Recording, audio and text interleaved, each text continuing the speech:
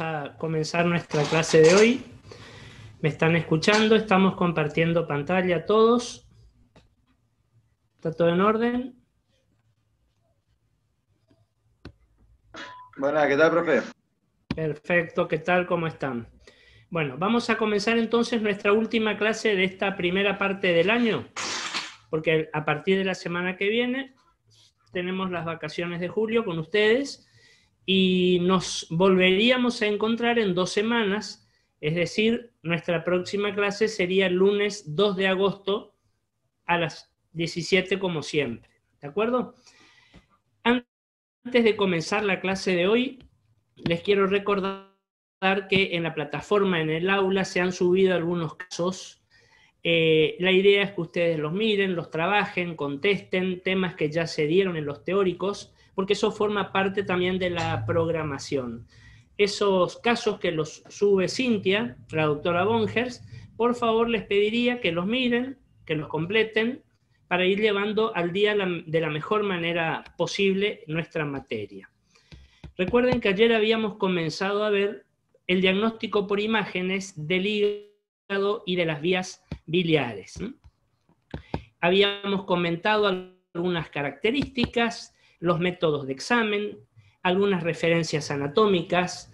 Habíamos puesto un especial énfasis en la tomografía computada, todo lo que nos aporta, de todo lo que nos valemos de la tomografía, cómo analizar las imágenes, si ustedes recuerdan, y habíamos comenzado a particularizar el tema de las imágenes hepáticas en hígado. El hígado patológico, porque habíamos visto las características tomográficas, recuerdan, del hígado normal en cuanto a su densidad, a su homogeneidad, a cómo veíamos la vesícula biliar en relación al parénquima hepático, donde ubicábamos al hígado dentro de toda la disposición topográfica abdominal, etcétera, etcétera. Cuando nosotros hablamos de lesiones hepáticas, nosotros tenemos que hacer alguna aclaración entre los signos o las imágenes que nos van a dar las lesiones que sean intrahepáticas y otras que tienen que ver con el hígado, pero que en realidad son extrahepáticas. Una lesión intrahepática, por ejemplo, nos puede dar, como nos dice acá, distorsión, perdón, vamos a corregir ahí, así, distorsión de las ramas vasculares intrahepáticas.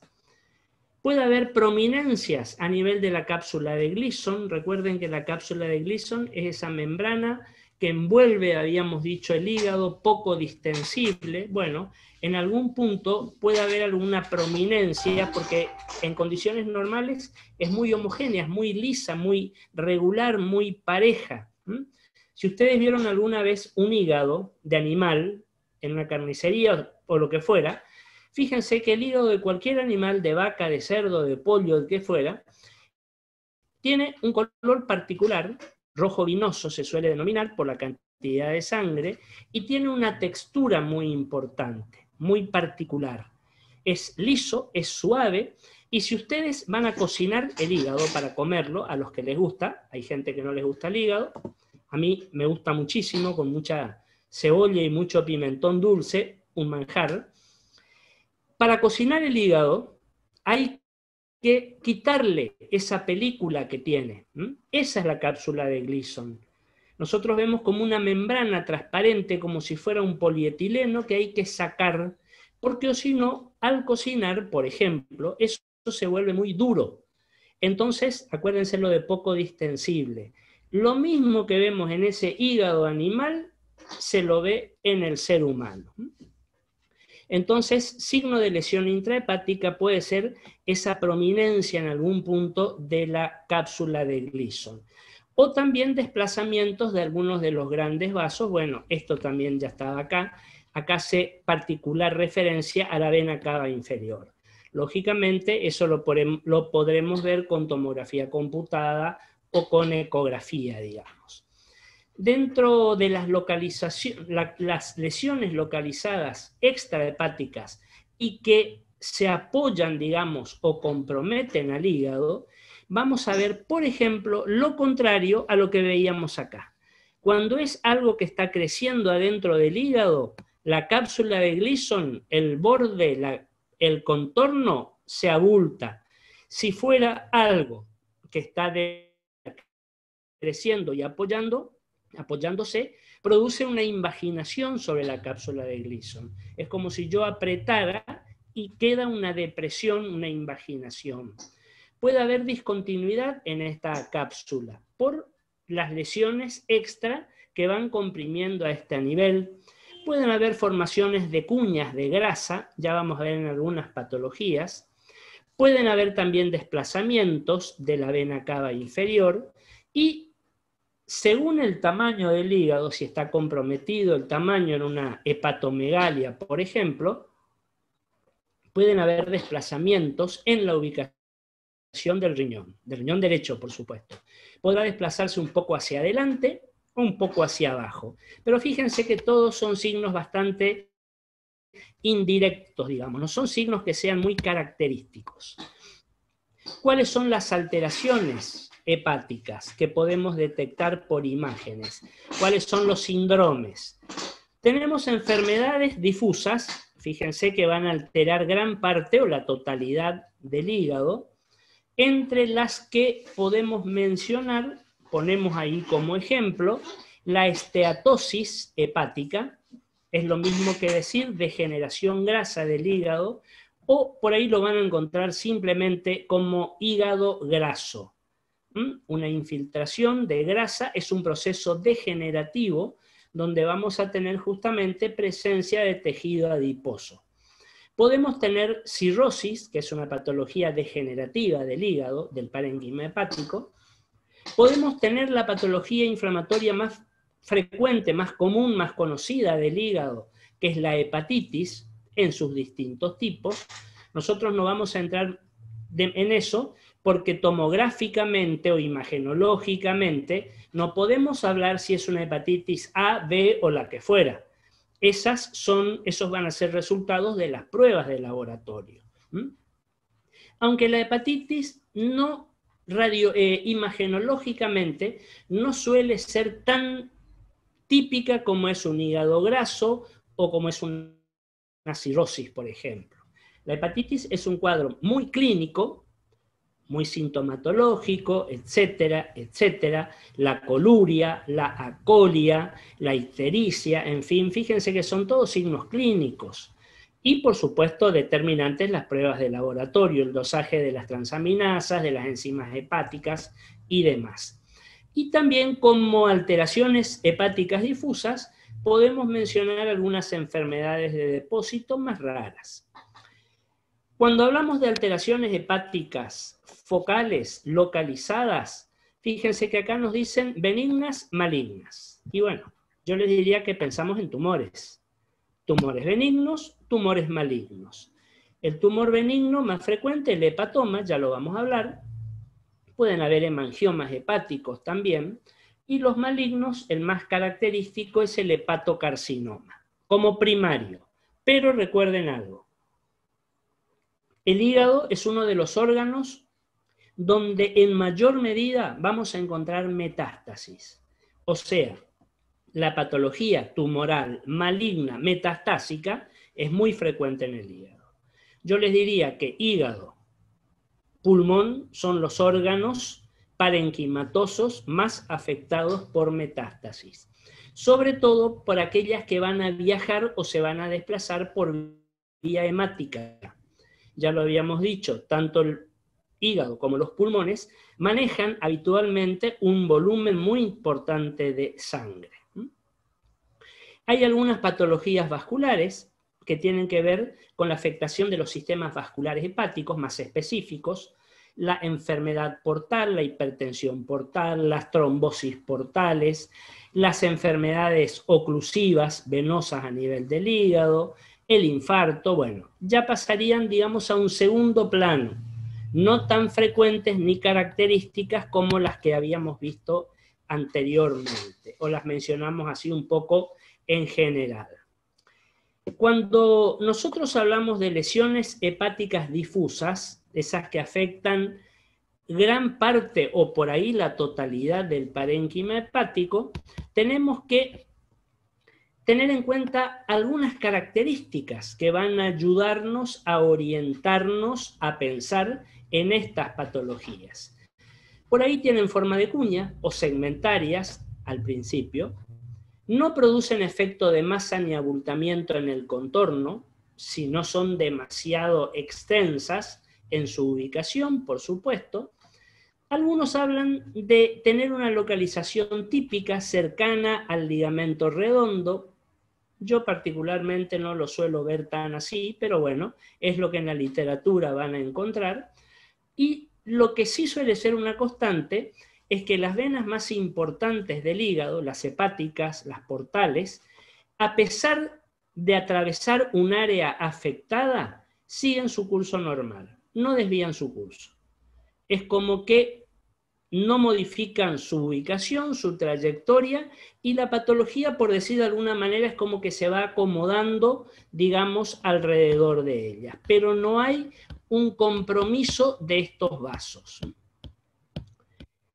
Vamos a ver ahora, espérenme un poquito, esto se está corriendo, no sé por qué. Vamos a ver alguna de esas lesiones que habíamos comentado. La esteatosis, la degeneración grasa del hígado, el hígado graso, digamos. No voy a entrar a hablar de la fisiopatología o de por qué se produce, qué es una degeneración, eso ustedes lo pueden leer en cualquier lugar. Vamos a ver con qué imagen nos podemos encontrar en un paciente que tenga una esteatosis o un hígado graso. Y fíjense, acá tenemos dos casos de pacientes con esteatosis hepática, pero en este caso, en esta imagen, abordada desde la ecografía. En este otro, desde la tomografía computada. Las dos son útiles. En la mayoría de los casos, en la práctica, digamos, se suelen hacer los dos estudios, inclusive. Se corrobora, se compara, se compagina un diagnóstico, una imagen, mejor dicho, un estudio con el otro. Y los vamos a ver típicamente de la manera en que ustedes tienen acá, que yo les estoy presentando. ¿Cómo vamos a ver ecográficamente una esteatosis? Fíjense toda esta zona que ustedes tienen por acá, todo esto que ustedes tienen por acá. La esteatosis nos va a dar, recuerden, una hiperecogenicidad hepática. Vamos a ver un hígado hiperecogénico. Es lo mismo decir un hígado hiperecoico. ¿Qué quiere decir eso? Que produce muchos ecos. Recordemos rápidamente cuál es el mecanismo. Si yo le voy a hacer una ecografía al paciente, del hígado en este caso, o de la región que fuera, ustedes saben que vamos a colocar sobre la superficie corporal del paciente un gel. El gel es un líquido. Vamos a apoyar el transductor. Ese transductor, en el extremo que va a apoyar sobre el paciente, tiene un cristal piezoeléctrico que cuando es estimulado por corriente eléctrica, tiene la propiedad de emitir ultrasonidos. ¿Qué son los ultrasonidos? Son señales acústicas no audibles por el ser humano. Nosotros no escuchamos los ultrasonidos. Fíjense que justamente dicen ultrasonidos. Es más allá de la escala audible. El ser humano, nosotros tenemos una escala audible. Los sonidos que están por debajo de esa escala no los escuchamos. Y los que están por arriba de esa escala, por su frecuencia o por lo que fuera, tampoco los escuchamos. Fíjense que hay animales que tienen modificación en esta escala audible. El perro, por ejemplo. Muchas veces estamos en nuestra casa y el perro, si tenemos un perro, vamos a escuchar que se inquieta, que se pone en atención o que empieza a ladrar. Nosotros no escuchamos nada. Y al cabo de un rato, o llegó el auto de alguien de la casa, o tocaron el timbre, o lo que fuera. El perro tiene una escala audible mucho más depurada, digamos, que la del ser humano. Entonces, se apoya el transductor, se emiten los ultrasonidos, pero yo necesito líquido. para que los ultrasonidos puedan viajar, puedan atravesar la pared. Por eso el gel. Penetran los ultrasonidos al cuerpo del paciente hasta que se encuentren con algún órgano sobre el cual van a chocar, van a golpear. El ultrasonido no atraviesa como atraviesan los rayos X. El ultrasonido llegó hasta ese órgano y rebota. Ese rebote del ultrasonido es el eco. ¿De acuerdo? Esa es la diferencia entre ultrasonido y eco. Nosotros por ahí los tomamos como similares. Decir ecografía, decir ultrasonografía, lo mismo. Sí, en cierto sentido sí, pero si nosotros vamos al significado exacto de la palabra, ultrasonido es lo que sale del equipo y penetra al paciente. Y lo que vuelve del paciente y va a ser captado por ese transductor nuevamente, ese es el eco. Entonces, si yo digo hay una hiperecogenicidad, quiere decir que ese órgano, en este caso este hígado que ustedes están teniendo acá, va a tener la propiedad de generar muchos ecos.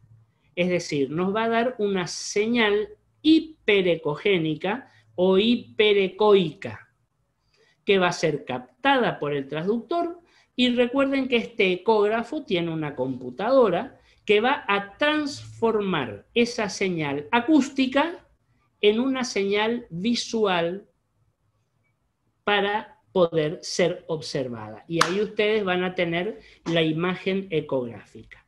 Una señal analógica, digital, lo que fuera, pero esa imagen, esa señal ultrasónica pasa a ser una imagen. Un hígado graso que tenga una esteatosis, una degeneración grasa, siempre nos va a parecer hiperecogénico. ¿Qué quiere decir hiperecogénico? Ya les dije, genera muchos ecos. ¿Cómo lo vamos a ver? Como más blanco, que nos quede grabado. Una imagen hiperecogénica o hiperecoica, si yo hago una relación comparativa con el lenguaje radiológico, sería algo radiodenso o radiopaco.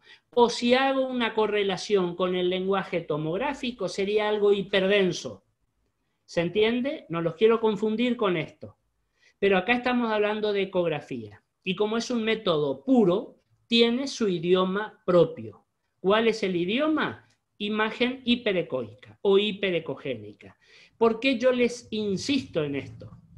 Porque si a ustedes llega el informe de alguna ecografía que le pidieron a algún paciente, cuando ustedes lean ese informe, les va a hablar en este lenguaje. Entonces tenemos que conocer el lenguaje. Fíjense que hay un dicho, que después lo vamos a ver cuando estudiemos partes blandas, columna, etcétera, que nos dice lo siguiente: en ecografía, la grasa brilla. ¿Se entiende? La grasa brilla. Si yo digo brilla, se vuelve blanca, se vuelve brillante.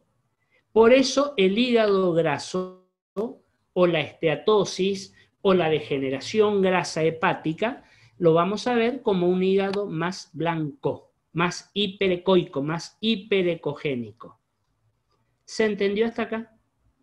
Porque si ustedes entendieron esto, yo puedo pasar a esta otra imagen que tienen acá al lado. Porque si no, se van a hacer un merengue y se van a confundir. Entonces, ¿tenemos clara la cuestión de la ecografía? ¿Cómo interpretamos? ¿Cómo la mencionamos? Bueno, a ese paciente ahora quiero hacerle una tomografía. A ese o a otro. En el que estoy sospechando que tiene un hígado graso. Acá tienen la tomografía. Una tomografía, ventana parenquimatosa, por supuesto, donde vemos los órganos, que nos permite ver el corte. Nos vamos a encontrar con esto que está acá, que es el hígado, obviamente, un corte bastante alto. Fíjense que dentro del hígado aparece esto otro que está acá, esto, que es la vesícula biliar. ¿Se acuerda que ayer la veíamos y decíamos que la vesícula era hipodensa? Cambiamos el idioma otra vez. Hipodensa respecto al hígado. Es decir, menos densa. Bueno, el estómago nos está apareciendo por acá, el vaso, con su ubicación lógica en el hemiabdomen izquierdo, en la parte posterior. Recuerden que este paciente está acostado boca arriba. Estamos viendo la aorta abdominal. Y fíjense que este hígado, si yo lo tengo que pensar en normal, habíamos dicho ayer, que lo vemos denso y homogéneo, porque tiene un gran caudal de sangre, normalmente. Ahora, yo les pregunto, este hígado, sacando la vesícula, porque a la vesícula siempre la vamos a ver hipodensa respecto al hígado. ¿Por qué? Lo dijimos ayer. La vesícula tiene bilis, el hígado tiene sangre. Tomográficamente la sangre tiene mucho mayor presencia que la bilis. Ahora, miremos este hígado, por favor. Obviemos la vesícula. Fíjense el resto del hígado. La densidad, ¿es homogénea? ¿Es pareja? Porque fíjense que yo tengo algunas imágenes más densas que corresponden a los trazos vasculares, sí, pero dentro del parénquima hepático en general. ¿La densidad es pareja? ¿Es bien densa, como habíamos dicho ayer? Les hago otra pregunta. ¿Se acuerdan cuando ayer hablábamos y decíamos que en el abdomen, tomográficamente, hay 5 órganos parenquimatosos que van a tener una densidad muy parecida, que van a ser bien densos? El hígado, el páncreas, el vaso y los 2 riñones. Bueno, comparen la densidad de este hígado con la densidad del vaso. ¿Son iguales? ¿Tienen la misma densidad? No, está disminuida la del hígado. Por supuesto, este hígado está infiltrado de grasa. Este hígado está hipodenso. ¿Por qué lo vamos a ver así? Y porque la grasa es mucho menos densa que la sangre. ¿Se acuerdan la escala de densidades radiológicas y tomográficas? Metal, calcio, agua, es decir, sangre, grasa, aire. Bueno, este hígado está en gran medida infiltrado, invadido por grasa. Por lo tanto, lo vamos a ver hipodenso. Lo vamos a ver con una hipodensidad hepática. Obviamente, menos denso que el vaso. Acá no vemos el páncreas por la altura del corte, pero también estará menos denso que el páncreas. Y acá tampoco vemos riñones porque es un corte muy alto, pero también estará seguramente hipodenso respecto a los riñones. Entonces, esto que vemos más, y no repitan esto, más negro, más hipodenso, es la grasa, es la invasión grasa del hígado. Por eso, tomográficamente al hígado lo vamos a ver, al hígado graso, lo vamos a ver hipodenso. Pero fíjense qué contradicción. Ecográficamente al hígado graso lo vamos a ver hiperecogénico. Es decir, el hígado graso en ecografía me aparece más blanco, pero el hígado graso en tomografía computada me aparece más negro. ¿Se entiende? ¿Se entiende por qué? ¿Cuál es la razón? Entonces, un hígado graso, una esteatosis, vamos a ver como una hipodensidad hepática generalizada, más amplia, menos amplia, dependiendo de cuál es el momento en que nosotros estamos diagnosticando esta patología en este hígado graso. ¿Estamos hasta acá? ¿Se entendió el porqué de esta imagen y el porqué de esta otra? Sí, doctor. Muy bien. Y acá redondeamos un poco lo que dijimos. La esteatosis hepática, es decir, el hígado graso, va a tener como características en ecografía aumento de la ecogenicidad, sin efecto de masa. ¿Por qué? Porque el hígado, su volumen, su masa parenquimatosa, no cambia, no es ni más grande ni más chico, está infiltrándose con grasa, se va reemplazando tejido hepático por tejido graso. En tomografía, decíamos recién, vamos a ver un hígado hipodenso que no va a comprometer las estructuras vasculares. ¿Por qué razón? porque para que se produzca esa infiltración grasa no tuvo nada que ver la vasculatura hepática. ¿Qué pasa en resonancia magnética? Lo dejo medio al costado, porque con resonancia nos vamos a empezar a manejar recién más cuando veamos la parte de columna. Pero lo mencionamos. Vamos a ver como una señal oscura. Diagnóstico diferencial nos dice la neoplasia tiene una señal más alta. Lo ponemos entre paréntesis y cuando veamos resonancia a nivel de abdomen lo vamos a volver a tocar. No me interesa hacerlo ahora porque no quiero confundirlos demasiado. Me doy por satisfecho con que hoy entendamos cómo vamos a ver en ecografía y en tomografía un hígado graso, que por otra parte les participo que van a ser los dos estudios con los que seguramente vamos a hacer un diagnóstico de esta patología. No estoy diciendo con eso que la resonancia magnética no sirve, no, por lo contrario. Pero ya vamos a utilizarla en casos más específicos, no en la generalidad de los casos. Vamos a ver ahora otra de las patologías que habíamos mencionado, además del hígado graso, que era la cirrosis.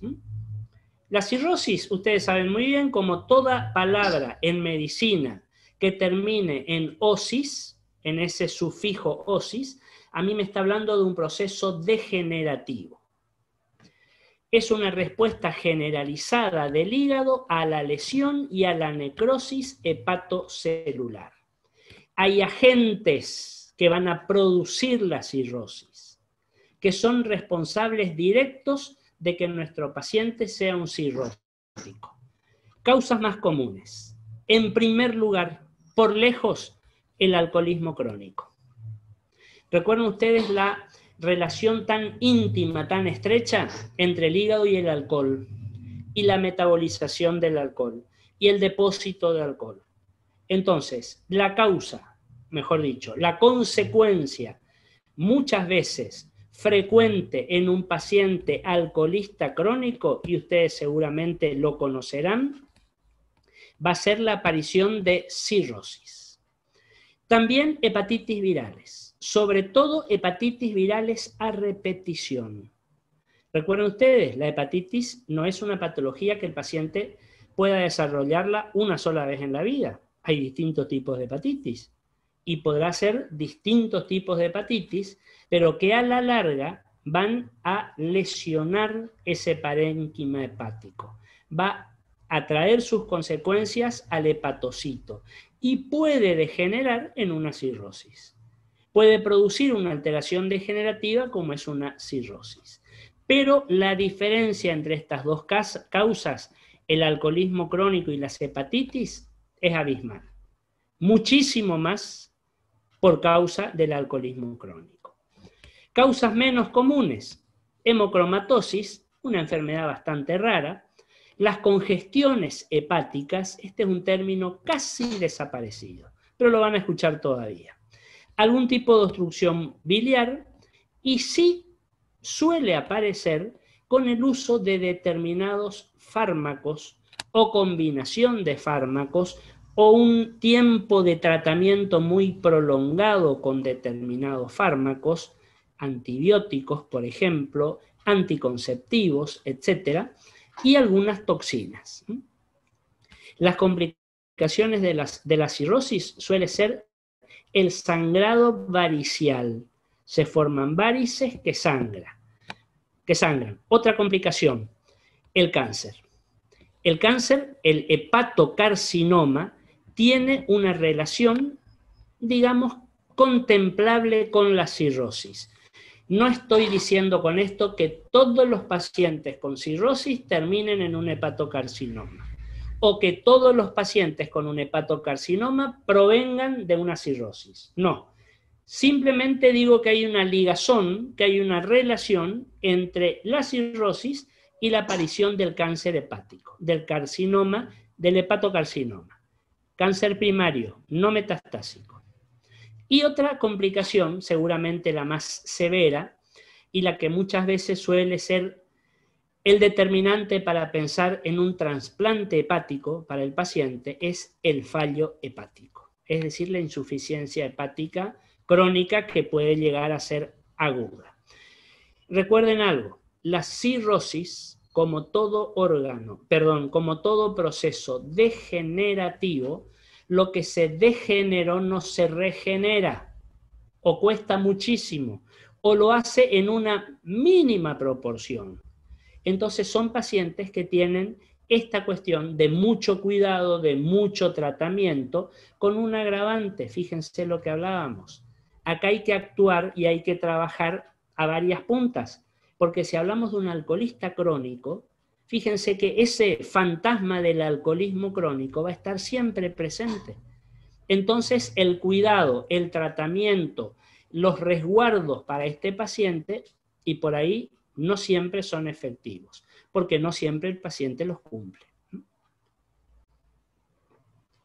¿Qué más podemos decir? ¿Alguna pregunta hasta acá? ¿Algo que no haya quedado claro, lo que fuera, como siempre decimos? Fíjense, dice, tenemos dos imágenes, dos cortes de tomografía computada con una cirrosis avanzada, el lóbulo hepático derecho y el segmento medial del lóbulo izquierdo disminuyen de tamaño con incremento del lóbulo caudado y el segmento lateral izquierdo. En este otro caso, una cirrosis avanzada, hay un aumento del tamaño del lóbulo caudado. Caudado viene de caudal, de cola, es como si fuera la cola del hígado, y del lóbulo izquierdo. Acá lo tienen.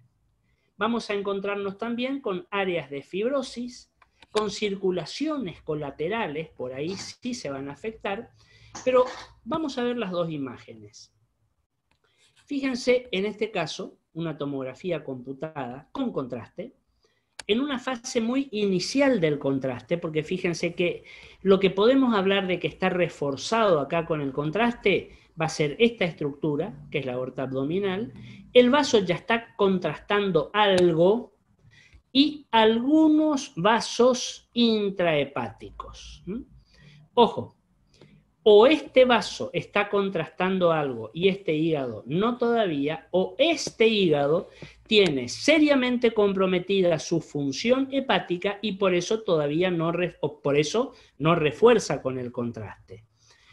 Lo innegable, fíjense el tamaño del hígado. Este hígado está disminuyendo de tamaño por la cirrosis. Lo mismo en este otro paciente, con una mejor captación, digamos, del medio de contraste, ¿verdad?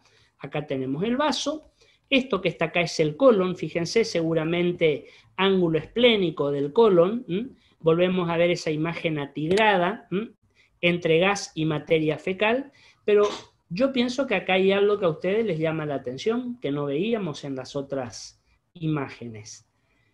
Fíjense toda esta imagen, todo esto que les estoy marcando acá con el cursor, hipodenso, con una hipodensidad bastante homogénea, que la volvemos a ver acá, fíjense todo esto, fíjense esto que está acá, fíjense esto que está acá, y la línea les está diciendo acá a qué corresponde.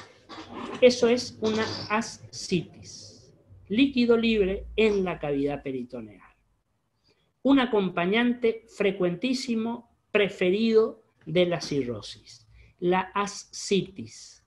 Fíjense que si ustedes vieron alguna vez un paciente con una cirrosis, más por supuesto si es una cirrosis avanzada, si es una cirrosis que está instalada con todo, fíjense que nosotros pensamos, cirrosis, el hígado está como hipotrófico, está disminuido, pero sin embargo el abdomen del paciente, la panza del paciente es importante, es un abdomen prominente, es un abdomen, clínicamente tiene muchas descripciones, un abdomen tenso, un abdomen lustroso, un abdomen brillante. Si ustedes le tocan la panza, el abdomen a un cirrótico, es absolutamente lisa, muy regular, muy lisa. ¿Por qué? Y porque aunque el hígado está más chico, hay mucho líquido. Y ese líquido ascítico tiene que buscar lugar o hacerse lugar como pueda. Las paredes abdominales tienen una elasticidad bastante significativa. Si no, no entenderíamos cómo una persona que a lo mejor pesaba 50 o 60 kilos, por las causas que fuera, aumenta de peso y de los 60 kilos pasa a pesar 130 kilos, con un abdomen prominente, con una panza enorme, pero eso se puede porque los contenidos de partes blandas del abdomen lo permiten, porque si no hubiera explotado antes. Entonces, hay esa versatilidad, esa elasticidad. Al tener tanto líquido, por supuesto, está ese abdomen tan distendido, tan amplio, pero a la vez, si ustedes percuten, fíjense, es como que percuten sobre una masa líquida, que está a tensión haciendo fuerza. No están percutiendo sobre algo denso, sobre algo sólido.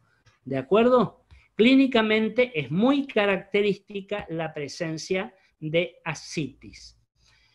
Acá me pregunta Tomás si serviría hacer una ecografía a un paciente con ascitis. Sí, por supuesto, lógicamente. Aunque clínicamente ya estás prácticamente orientado al diagnóstico.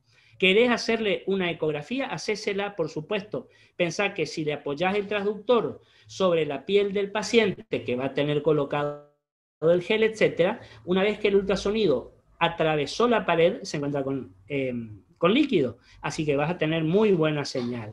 Claro que la ecografía, la tomografía computada, como acá les muestro, les permite observar muy bien el líquido ascítico y además pueden ver todo el resto de los órganos. Ustedes me dirán, la ecografía también me permite. Sí, pero de manera más sectorial y no vas a tener una imagen generalizada y que la puedas tener en forma permanente, como en este caso que yo les estoy mostrando. Pero sí, en la secuencia de estudios, en la metodología por imágenes, por supuesto que la ecografía. Claro que sí. Miren, yo les voy a decir algo. Hay dos estudios que son soberanos y los más frecuentes a nivel del abdomen, que son la ecografía y la tomografía computada. La radiología también, sí, la radiología siempre ya vimos, y después vamos a ver los estudios para el aparato urinario, para el aparato ginecológico, estudios radiológicos, pero la tomografía nos da esa visión inclusiva, esa visión amplia, y la ecografía nos facilita el diagnóstico porque es rápida, porque se puede hacer enseguida, porque el paciente por ahí no es necesario moverlo y el ecografista va con su ecógrafo portátil y le hace la ecografía. Entonces la ecografía como valor, aparte de lo técnico, tiene toda esa facilidad en cuanto a la realización del estudio. ¿Alguna pregunta hasta acá? Espérenme un segundo porque se me fue un poco esto.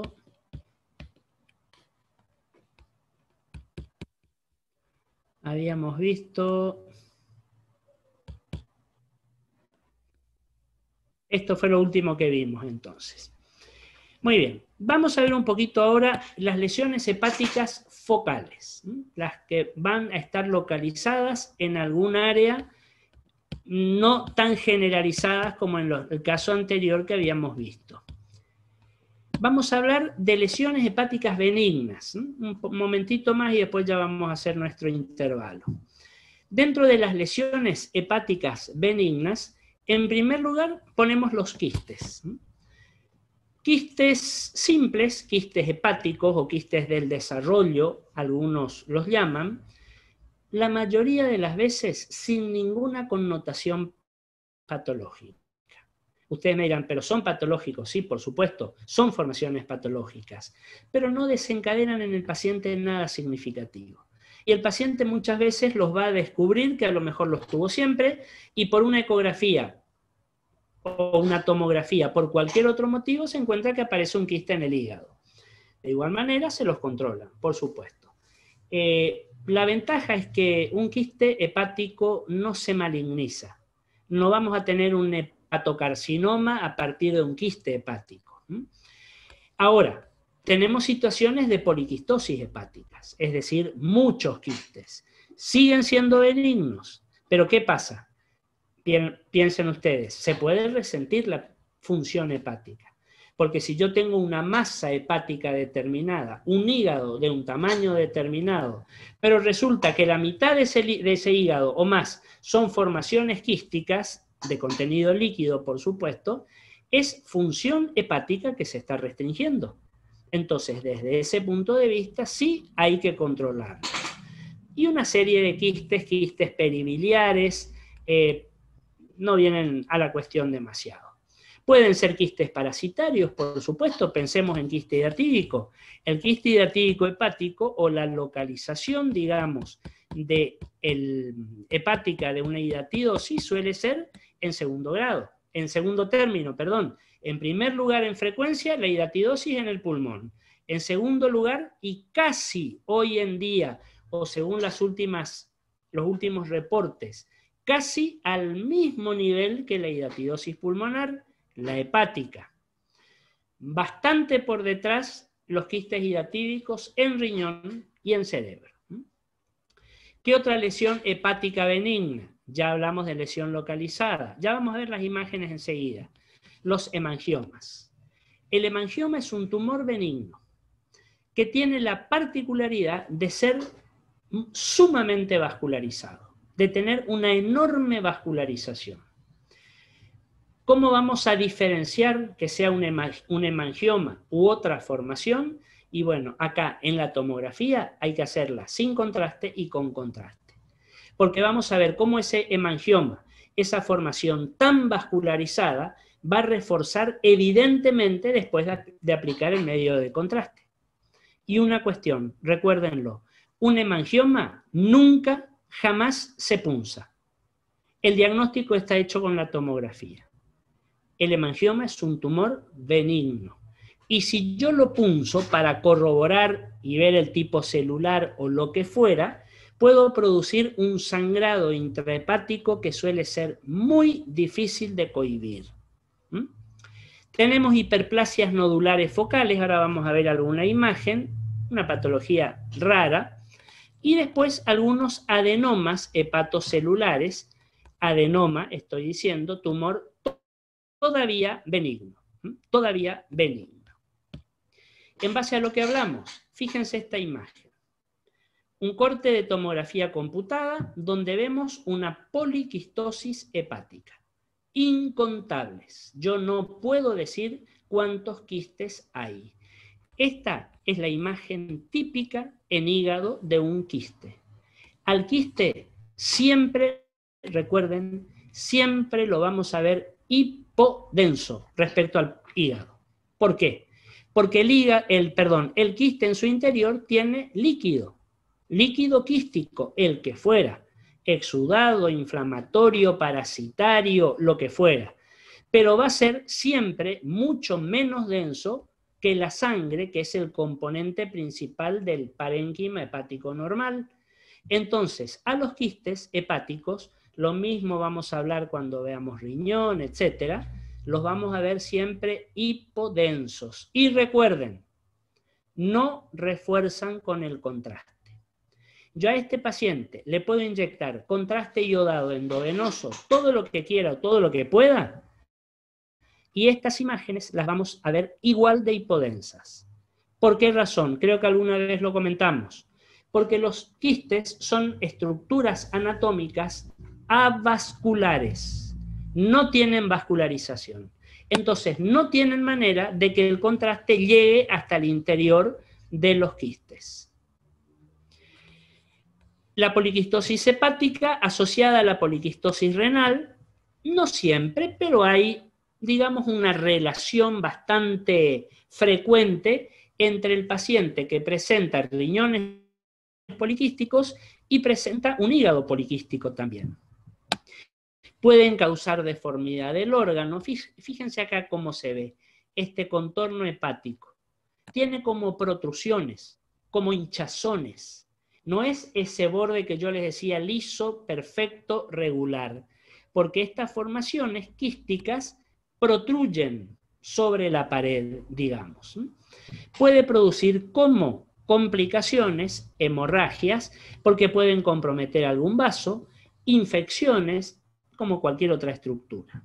¿Cómo podemos definir esto que vemos acá? Fíjense el informe. Hígado aumentado de tamaño, evidentemente. Ojo, no necesariamente el aumento tiene que ser sí o sí por la poliquistosis, ¿eh? Puede deberse a ella o puede ser una simultaneidad, nada más. Múltiples imágenes quísticas que se van a ir diseminando sobre todo el parénquima hepático.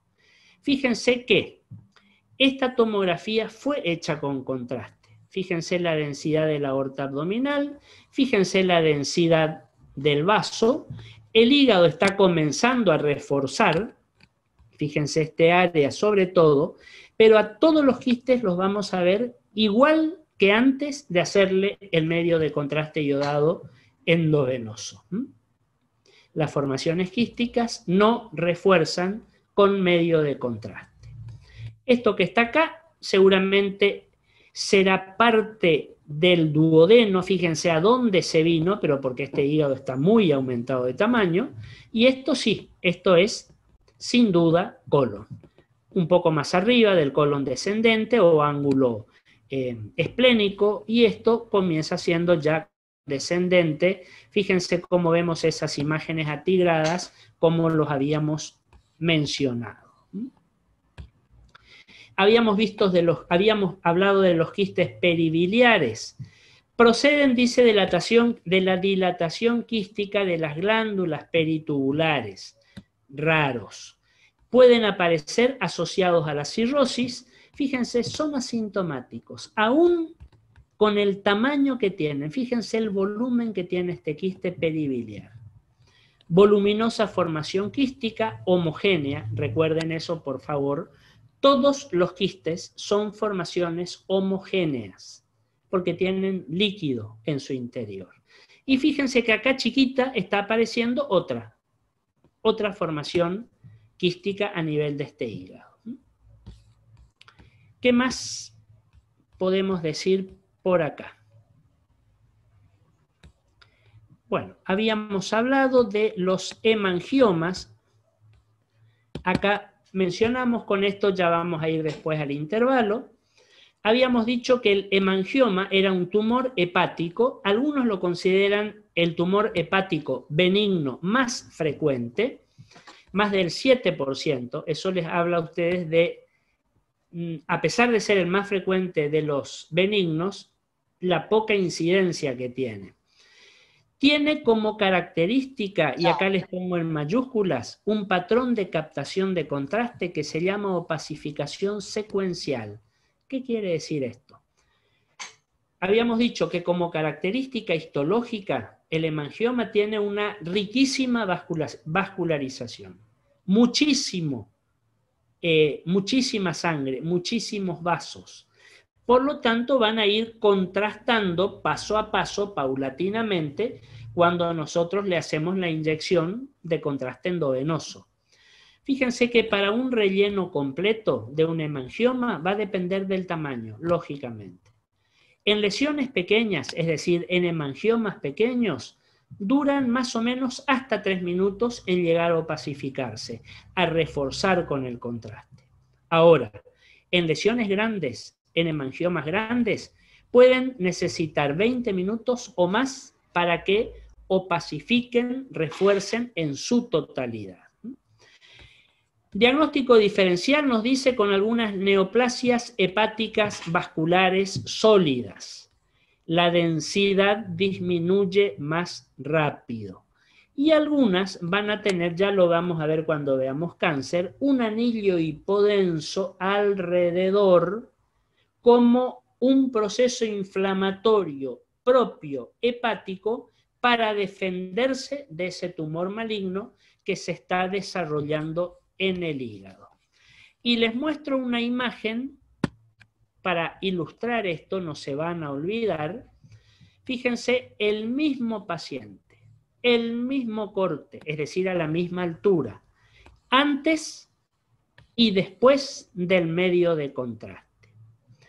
Vamos al corte tomográfico antes del contraste o sin contraste. fíjense que nos describe como una lesión hipodensa, homogénea, de bordes lisos, que va a estar ubicada en el lóbulo hepático derecho. ¿De acuerdo? ¿Puede ser un quiste? Sí, por supuesto. Tiene todo el aspecto para ser un quiste hepático. Único, por ejemplo, que puede ser. Esta toma está hecha sin contraste. Fíjense la aorta abdominal como la vemos. Esto que está acá es el colon con materia fecal, ya lo conocen. Y bueno, queremos seguir estudiando esto. ¿Qué es? ¿Será un quiste hepático o será un hemangioma? Le hacemos medio de contraste iodado endovenoso. Esperamos esa opacificación secuencial que decíamos, unos minutitos, y fíjense, esta imagen hipodensa sin contraste, fíjense cómo se convierte en una imagen hiperdensa luego de la administración del medio de contraste. Pero también el hígado en su totalidad, comparen con este, está reforzado, está más denso. Fíjense los vasos, fíjense la aorta abdominal, como aparece también con contraste realzada. El duodeno, el colon, permanece exactamente igual. ¿Por qué? Y porque el duodeno, el colon, los órganos huecos del tubo digestivo no contrastan, no refuerzan con medio de contraste iodado. Si yo los quiero ver contrastados a este colon o a este duodeno, le tengo que hacer medio de contraste varitado, o por vía alta o por enema. Pero el iodo no les llega de ninguna manera. El iodo me sirve, sí, para reforzar o no las estructuras que me aparezcan en este caso en el hígado. O en el hígado en su totalidad que lo veo reforzado. Pero fíjense cómo la imagen es totalmente distinta. Esta que tengo acá de esta que tengo acá. El mismo tamaño, sí. La misma forma, sí. Los mismos contornos también, pero la densidad es totalmente diferente. Esto es lo que se dice, o lo que se como refuerzo post-contraste. Y ahí podemos hablar de un hemangioma. ¿Estamos hasta acá? ¿Alguna pregunta hasta acá? Muy bien. Hacemos nuestros minutos de recreo y continuamos con la patología hepática, si les parece. Ya volvemos.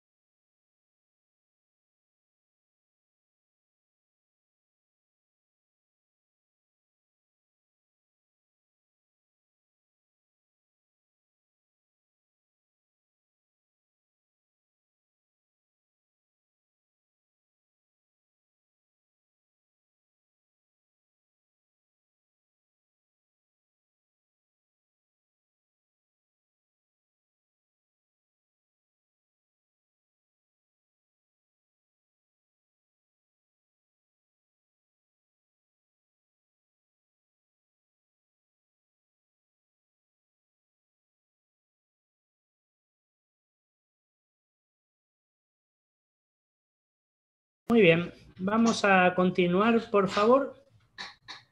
Estábamos viendo lesiones hepáticas focales. Vamos a ver ahora una que, si bien no es demasiado frecuente, es muy típica en su forma de presentarse, es casi inconfundible, que es la que ustedes van a encontrar como hiperplasia nodular focal. Por favor, corregimos ahí, hiperplasia nodular focal. Es el segundo tumor hepático benigno más frecuente, pero es raro. Pero de los tumores hepáticos benignos, en frecuencia es el segundo. El primero era el hemangioma, ¿se acuerdan? Predomina casi exclusivamente en mujeres jóvenes, entre los 20 y 40 años. Generalmente es único y está subcapsular, por debajo de la cápsula. Se considera como algo no encapsulado, no tiene una cápsula que lo proteja. Suele tener una cicatriz fibrosa, ya sea central o excéntrica. La malformación vascular congénita que induce la hiperplasia hepatocelular focal suele ser, y se suele asociar, ahí podemos hacer esa relación o esa ligazón con el predominio en mujeres jóvenes de entre 20 y 40 años, a la ingesta prolongada de anticonceptivos orales, la hiperplasia nodular focal, que va a tener una imagen muy típica, tomográfica. Fíjense acá. Fíjense acá. Acá tenemos esa imagen, una tomografía computada, donde vemos una lesión nodular que refuerza con contraste endovenoso y fíjense, se ve como una cicatriz central, como una marca, digamos, central. Acá tenemos el hígado, por acá tenemos algo de vaso, el colon, riñón izquierdo, riñón derecho, por acá la aorta torácica, vísceras intestinales, asas intestinales, el estómago, cámara gástrica, etc. Un estudio realizado con dos contrastes, porque efectivamente a este paciente se le administró contraste iodado endovenoso. Ahí vimos la parte hepática, vimos los riñones, el vaso, la aorta, etc. Y se administró también bario por vía alta. Acá tenemos el estómago, tenemos el intestino delgado, y por vía baja porque estamos teniendo también acá colon.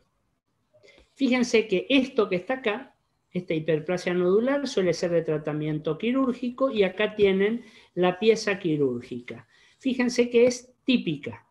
Algunos la comparan como una flor, como una hoja de trébol, pero esta imagen que está acá es, yo les diría, calcada esta que ustedes tienen acá. Esa es la hiperplasia nodular focal, tumor benigno. Algunos, de igual manera, al ser benigno, aunque se lo controle, se procede a la extirpación del mismo. Muy bien. Dentro de las lesiones hepáticas malignas, nosotros vamos a tener tumores malignos, por supuesto. En primer lugar, el carcinoma hepatocelular, también llamado directamente hepatocarcinoma. También carcinoma hepatocelular fibrolamelar, que lo habrán escuchado hablar, no es tan frecuente.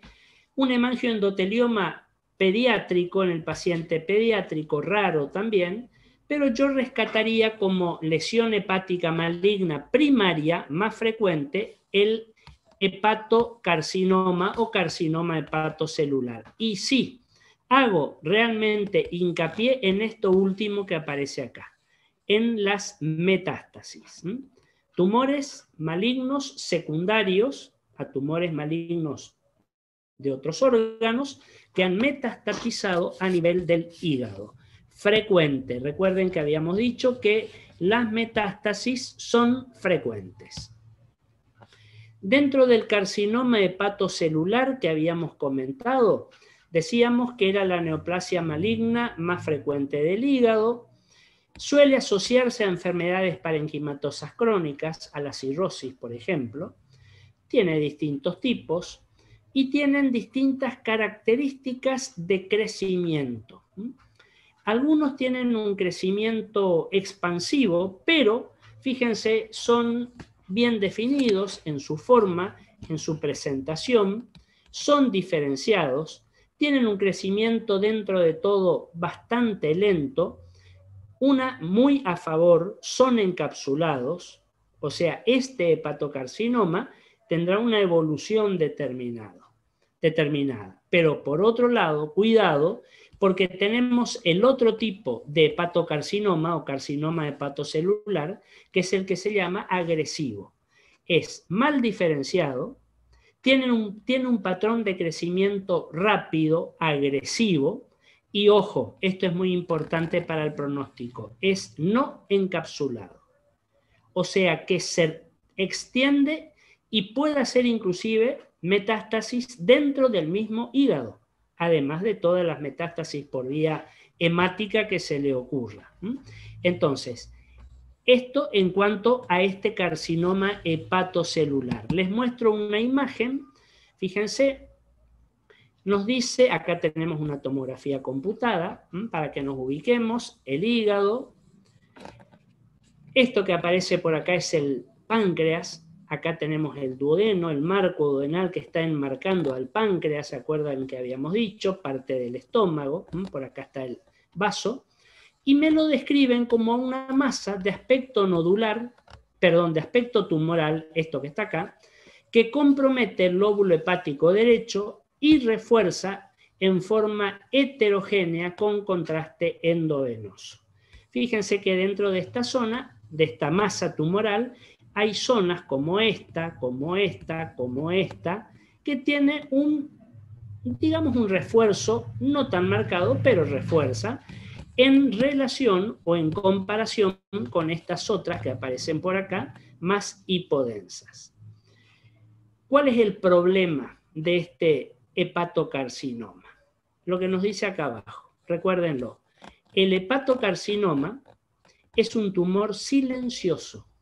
Si el paciente no tiene cirrosis o hepatitis previas que tengan una evolución mórbida, una evolución atípica, digamos como con recaídas que tenemos que hacer pensar, nos tiene que hacer pensar que hay algo que nos está produciendo todo eso.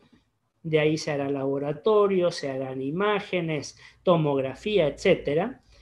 Si no estamos encuadrados dentro de esa situación, puede ser diagnosticado en un estadio avanzado. Ese es el problema, en realidad, de la evolución o del tratamiento del hepatocarcinoma. ¿De acuerdo? ¿Estamos hasta acá? Fíjense que ahora de ese tumor hepático maligno, que puede ser, como en este caso, único, solitario, digamos, el hepatocarcinoma o carcinoma hepatocelular, yo les quiero mostrar ahora algo que habíamos dicho que suelen ser bastante frecuentes, que es la presencia de metástasis. El hígado es un órgano de elección para la instalación de patología tumoral maligna secundaria, de metástasis. Segunda localización más frecuente de asiento de metástasis a distancia. ¿Cuál será la primera localización? El pulmón. Pensemos en órganos muy vascularizados, que manejan, que administran un gran volumen de sangre y que la diseminación metastásica será seguramente por vía hemática. No siempre van a ser el hígado y el pulmón y el hígado.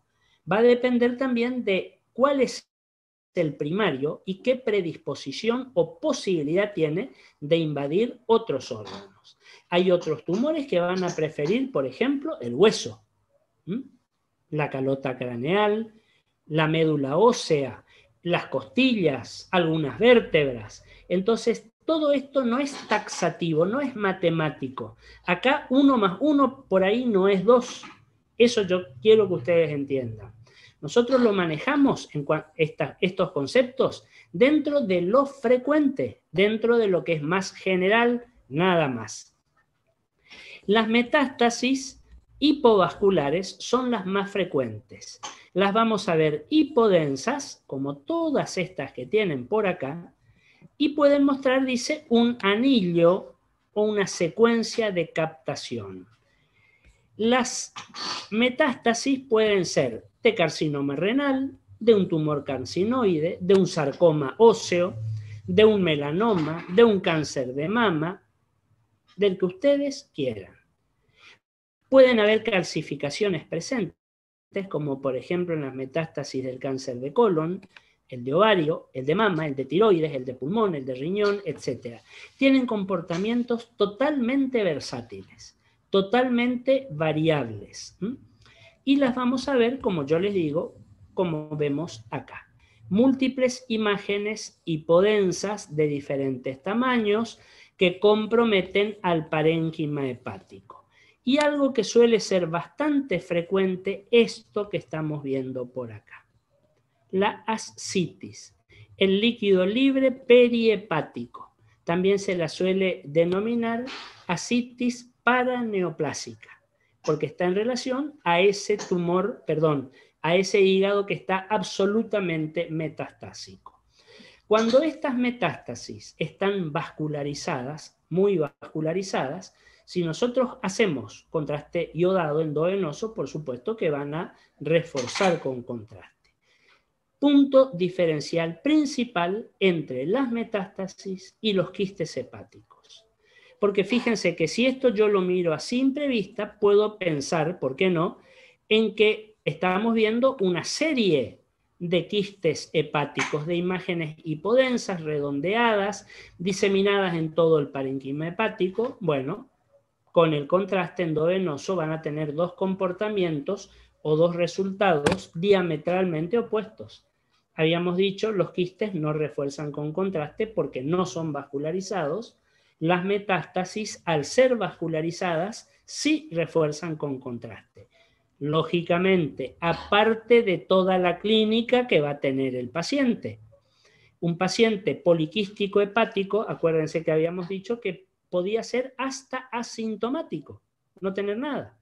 Y un paciente con todas estas imágenes metastásicas, yo les diría que es imposible que sea asintomático, porque va a tener algún tipo de connotación paraneoplásica en algún órgano o el antecedente de la biopsia, de la anatomía patológica, de la cirugía, de la radioterapia, de lo que fuera.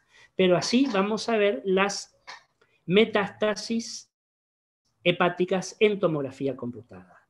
Para diagnosticarlas, yo les diría que la tomografía computada es el método por imágenes de elección.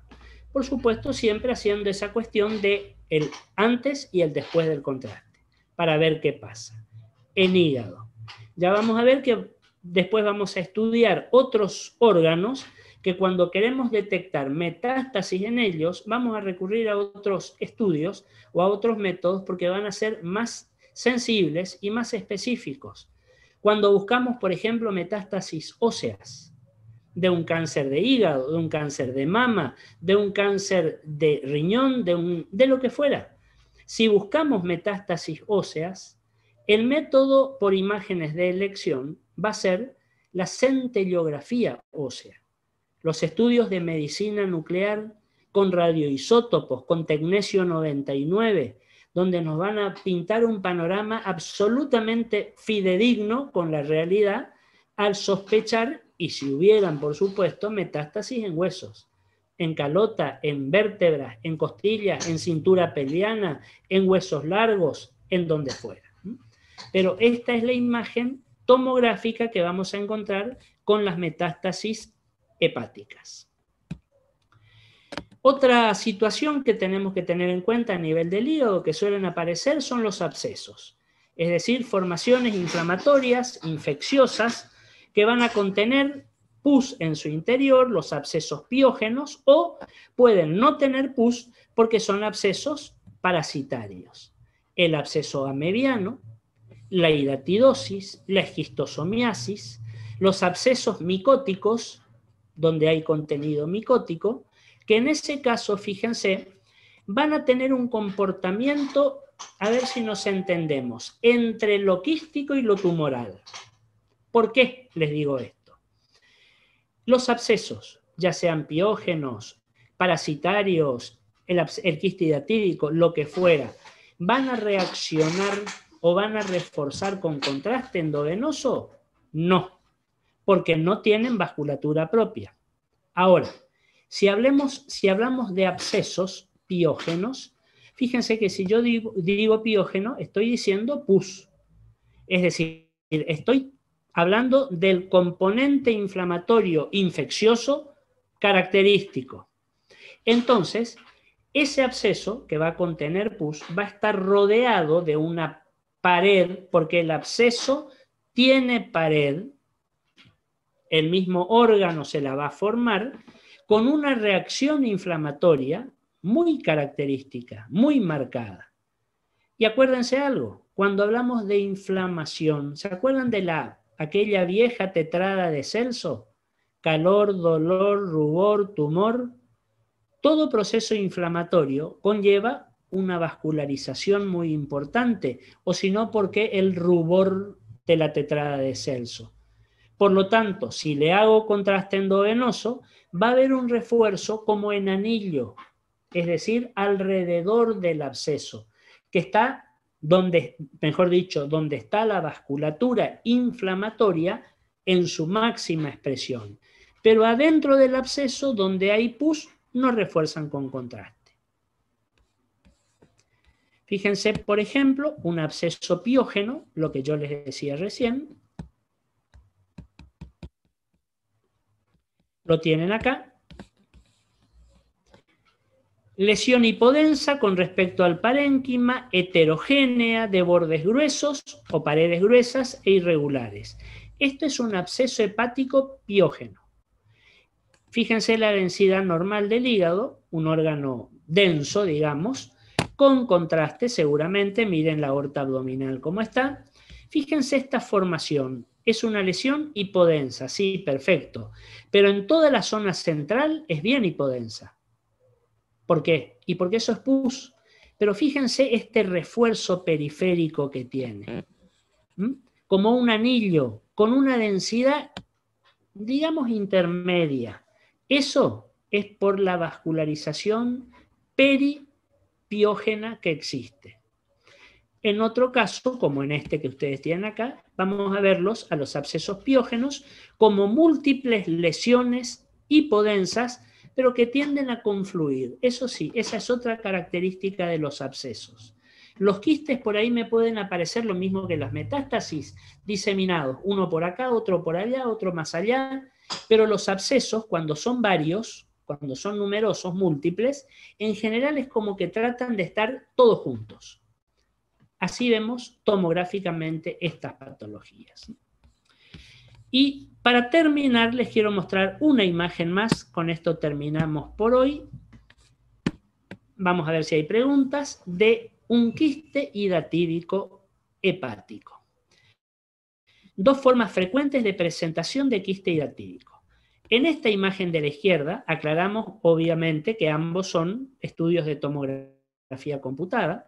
En esta imagen que tenemos acá, fíjense que acá vemos una formación quística en esta zona inferior. Este es un corte muy alto. Fíjense que esto es el corazón, para que nos ubiquemos.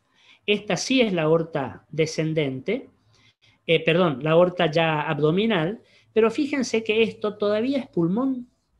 ¿Se acuerdan ese seno costofrénico posterior? Esta es la cúpula diafragmática, que es la más alta, la derecha, con el hígado que está inmediatamente por debajo de ese hemidiafragma. Y muy en la parte superior del hígado, contactando, digamos, con el hemidiafragma derecho, me aparece esta imagen hipodensa, que es una formación quística, pero fíjense, tiene paredes muy marcadas, densas, densidad calcio, paredes calcificadas. Esto a mí me habla de un quiste hidatídico o de una hidatidosis vieja, antigua, que calcificó sus paredes. Obviamente lo más probable es que esto no sea un hallazgo en el paciente, que ya tenga por ahí el diagnóstico hecho de antemano. Se habrá hecho algún arco quinto en su momento, algún estudio de laboratorio donde apareció el Echinococcus, que es el microorganismo que produce la hidatidosis. Pero también me puede aparecer de esta forma. Fíjense, formaciones quísticas heterogéneas con múltiples imágenes redondeadas de menor densidad, con vesículas hijas, etcétera, etcétera. Obviamente, si ustedes me dicen cuál de los dos tiene peor pronóstico o cuál de los dos va a tener un comportamiento más agresivo, y bueno, obviamente será este. Fíjense que esto posiblemente haya sido el resultado de una mala praxis, de una iatrogenia. ¿Por qué les digo esto? Porque el médico se entusiasmó con esa formación quística y quería ver qué era y metió una aguja para punzar. Y recuerden, hasta que yo no tenga la absoluta seguridad de que eso no es un quiste hidatídico, por favor no metan nunca una aguja. Porque van a pinchar el quiste y cuando retiren la aguja van a hacer esto que ustedes tienen acá. Una siembra hidatídica hepática. Entonces, este pobre paciente, que originalmente habrá tenido un quiste hidatídico, al someterse a esa iatrogenia que se sometió, terminó teniendo, no sé, 15 quistes hidatídicos, 10, 20, no sé cuántos. Entonces, para eso está la tomografía computada. O la ecografía, si ustedes quieren, la ecografía les va a decir cuál es el contenido, si es líquido o no. La ventaja de la tomografía es que además de ser sensible, porque va a decirles esto es líquido o esto es sólido, es específico, porque van a poder aplicar la escala de unidades Hounsfield y les va a decir específicamente qué líquido es. ¿Es líquido inflamatorio? ¿Es pus? ¿Es líquido hidatídico? ¿Es sangre? Lo que fuera. Entonces, hasta no tener la seguridad, tenemos que ser muy cautos, muy prudentes con la realización de punciones. En este caso ni hablar, por supuesto, porque eso está ahí encapsulado con paredes cálcicas, viejo, está totalmente pasivo, inactivo, ahí no pasa nada. Este otro estaba en actividad. Y fíjense la multiplicidad de quistes hidatídicos que se generaron. Muy bien. ¿Alguna pregunta? ¿Se va entendiendo todo esto? ¿Alguna duda? ¿Algo que quieran preguntar, agregar? Perdón, no sé qué hice. Bueno, no importa. Recuerden algo. Volvemos a esto. Bueno, estamos finalizando entonces nuestra clase de hoy y todo nuestro primer cuatrimestre. Les pido que miren un poquito los casos que se van subiendo a la plataforma, ir trabajando sobre eso. Nos quedamos acá, yo pensaba por ahí avanzar un poquito más, pero no, en tiempo estamos bien, así que nuestro próximo tema, que es el que vamos a hablar después de las vacaciones, nos vamos a meter en las vías biliares. Vías biliares, vesícula biliar, que es un tema que hay que conocerlo, que hay que saberlo, por la frecuencia con la que aparece, etcétera, etcétera. Así que nos volvemos a ver en 2 semanas, dijimos el lunes 2 de agosto a las 17 como siempre. Les deseo que tengan unas muy buenas vacaciones. Doctor, una consulta. ¿Cómo no? Yo le quiero consultar sobre el final de ahora Sí. de agosto. Sí. ¿Cuándo es y qué modalidad es? No me pasaron la fecha exactamente todavía, por eso no les puedo decir. ¿Qué modalidad, cómo lo tomamos? Siempre, todos los finales o los parciales inclusive. En este momento va a ser virtual, seguramente se subirá a la plataforma, habrán preguntas con respuestas múltiples, otras con imágenes que habrá alguna consigna que contestar, pero esa va a ser la forma, nada extra que no conozcamos, digamos. Entonces escrito, básicamente. Así es. Perfecto, doctor. Muchas gracias. De nada. Bueno, nos vemos en 2 semanas. Que tengan unas lindas vacaciones. Aprovechen, luego, disfruten, profe, igualmente. descansen. Dale. Aunque muchos docentes no coincidan conmigo, yo digo siempre que las vacaciones son para descansar. salvo que por ahí tengan algún examen y bueno, el tiempo apremia, hay que utilizarlo.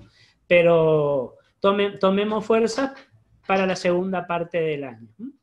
La verdad que esta primera parte, yo por lo menos de mi parte la pasé muy bien, muy cómodo. Ojalá ustedes hayan pasado igual, dentro de todas las limitaciones que tenemos con la virtualidad, pero bueno, es lo que estamos teniendo, así que en un par de semanas nos volvemos a ver.